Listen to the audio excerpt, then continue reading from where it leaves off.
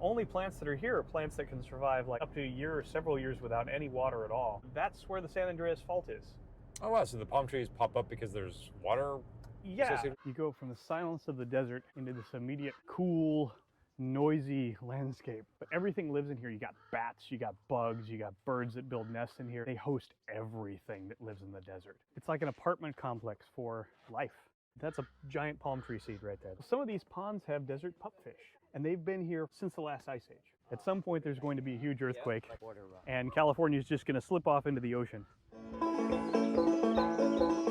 On the road we're out and racing, on a routine expedition. Down the deepest cavern ever known. Down on the rapids, it's up in tiny raft. It goes down 1,000 feet below.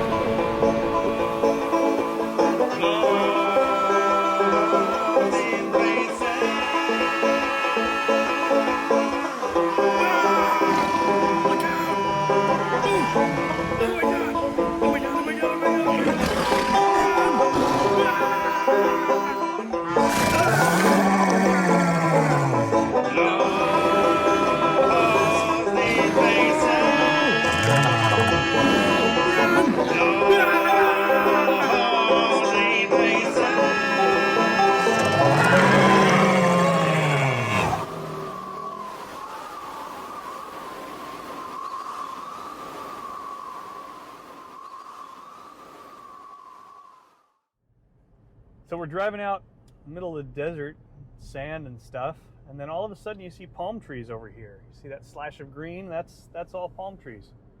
And they're just out in the middle of the driest desert you can imagine, like Death Valley dry.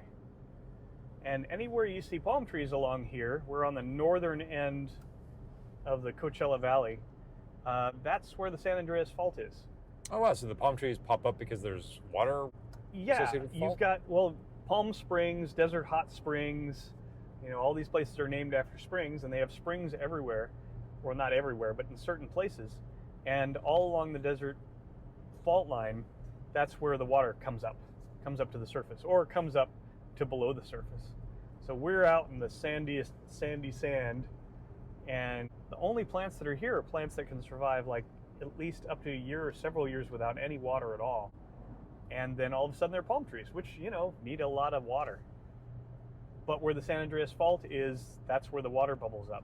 So you have a couple of spots along here where you have palm trees digging down and getting at the water. And what's interesting is the water on the far side of the fault is cold. The water on this side of the fault is warm. It's just those two geologic layers kind of pushing against each other. How does that happen? I don't know. You're getting a rainfall versus like geothermal warmed water? I believe so. I believe the water on this side is geothermally heated, and the water on the other side is coming out, percolating through the mountains, San Bernardino Mountains here.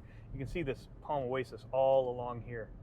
All the palm trees. Oh, that's super cool. Yeah, so we're going to go check those out. And those are endemic? Yeah. They are, they're locals. They're Washington fan palms that only grow in this part of the country and northern Mexico. That's super neat. Yeah, palm trees are the largest form of grass. So we're going to go check it out.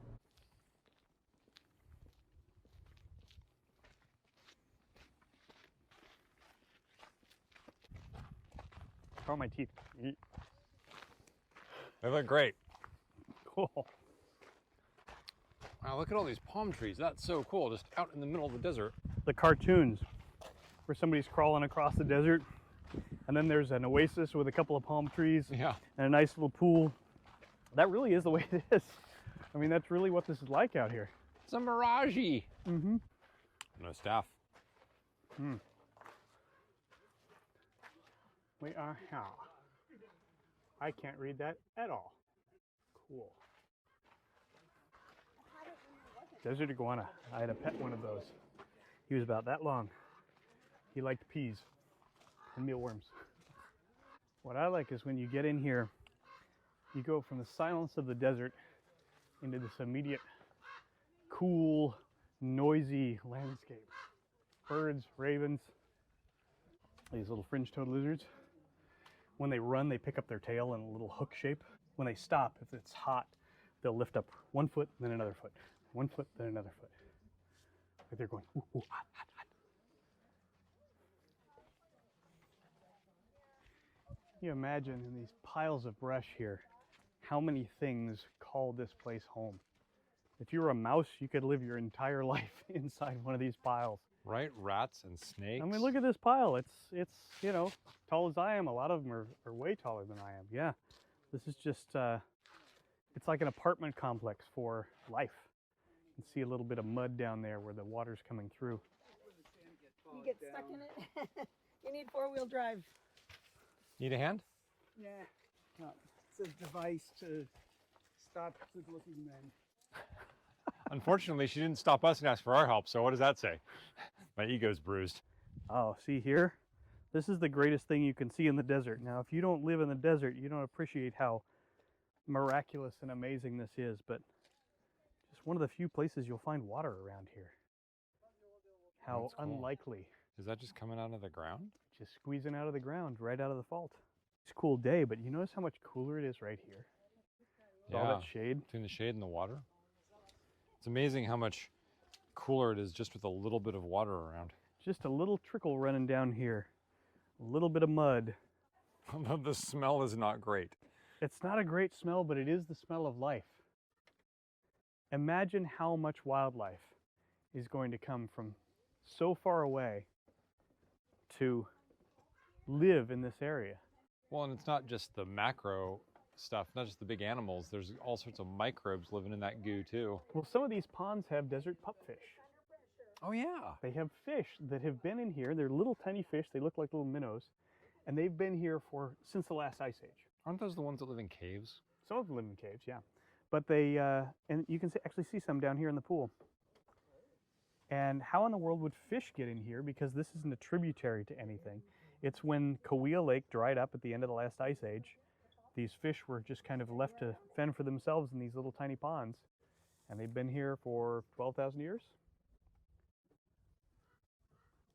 Super cool. That's a pile of palm seeds. That's what they look like, hanging down in bunches, kind of like dates. I'm not going to eat any of these. They look kind of like they've been sitting here a while, a little dried out. And you can see here that palm logs aren't like traditional wood. They're kind of, they've got these little tubercles that run through them.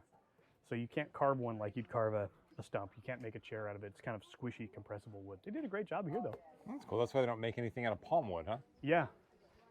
There's a good cross section of the palm right there. You can see how different it is from a traditional tree. They would have normal tree rings. These are layering and layering upon layering of these palm fronds. Interesting, it's still the same concept of the tree rings where you have concentric growth. Convergent evolution, man. Ooh, just Yeah. not as structurally sound because of the way the fronds lay over themselves instead of build on each And other. then look at this pile that's like 20 feet high of just leaf littered debris. A lot of noise here. So Lot of we're at the noise. Thousand Palms Oasis, which is 360 degrees away from where we just were, out in the sand. I always love that sound of palm fronds. You have all these trees and you have all this debris here that falls. Now these trees are kind of grass, and they have these massive skirts that hang down, which are all the palm fronds that have died over the years, or like leaves, but instead of dropping like leaves, they just hang there. But what's cool about that, and you know, you can say, well, it's a fire hazard, and it is. You see a lot of these have really blackened trunks from fires that have come through. But these trees are relatively fireproof. So they can burn up all the skirt, and then the tree's just fine. And the fire actually is really healthy for them because it burns off a lot of the bugs and parasites and things. What makes them fireproof? It's just really tough. It's not wood like a tree. It's a grass. So it's just not very susceptible to fire. But when you listen here, you hear the noise of all these birds and everything. But everything lives in these skirts. And again, I love how noisy they are when you run your hand along them. But everything lives in here. You got bats, you got bugs, you got birds that build nests in here. They host everything that lives in the desert. So you have these little oases that are oases in every sense of the word. They're just teeming with life. And if you look here along the sand, you'll see the seeds from palm trees. That's a seed. That's a giant palm tree seed right there. And they have a carapace that's encased with a fruit, like a date. So you could eat them, they're like dates, but it's a very thin skin on these hard pellets. And the only thing that breaks these pellets down is when you have it pass through a digestive tract. Stomach acids of birds and other animals will eat away at that shell and allow it to fall, and then it can grow. But it can't grow unless it goes through that process. So why do they just all get stuck here? Why aren't they just taking over the desert? Yeah, why aren't they just taking over the desert? Very good question. We are right on the San Andreas Fault. It's right here. Now, when people think about the San Andreas Fault, a lot of people think about California is going to fall into the sea, right? That at some point there's going to be a huge earthquake, But doesn't border rock. and California is just going to slip off into the ocean. But that's not how the San Andreas Fault works. It's a slip fault. We have a lot of earthquakes here. So if you think about like my hands as being two sides of the fault, you press them real tightly together. Do this at home. Press them real tightly together and then drag them apart, and you'll see that it doesn't go smoothly. It's kind of in fits and starts, where pressure will build up and then it'll snap, and then pressure will build up and it'll snap. Every time my hands kind of make that quick movement, that's an earthquake. So part of California is moving north at somewhere between 1/4 inch to 1 inch a year, and it's just slipping past that fault. And every time there's an earthquake, there's a big snap and the earth shakes, and then it goes back to steady. But that pressure along that fault is building up and building up. So really what's going to happen when there's a big earthquake, California is going to move north just 1/4 of an inch or 2, and that's it. That's what happens. So it doesn't matter when we get the big one, it's not going to mean California is going to fall into the sea. I mean, can you really picture all of this actually falling into the ocean? No, that's not what happens. But what does happen is you get these little cracks along here that create spaces for these palm trees to grow and for life to build. If you look out over here, it's hard to imagine a landscape more desolate than this. It is sand and brown brush. Now, if we come back here in the spring after a good rain, all of this will be green. There'll be a lot of flowers for just a few days, and then it'll all go back to being kind of dusky brown again.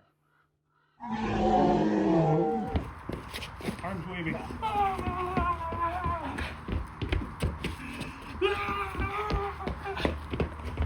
Okay, big steps, big arm pumps.